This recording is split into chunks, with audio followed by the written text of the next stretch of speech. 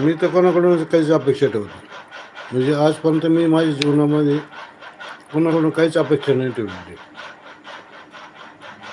जीवन जगत राहिलो बघ. आपण वेळात वेळ काढून देतो, बरोबर ना. अहो, मी तर माझ्या आयुष्याचा बहुमूल्य वेळ अशा लोकांसाठी दिला ना, ते मला आज विसरले. असं ते गावीची गोष्ट सोडा, प्रत्यक्ष आयुष्यातला वेळ मी अशा लोकांसाठी दिलाय, त्यांनी माझी कवडी सुद्धा किंमत नाही ठेवली.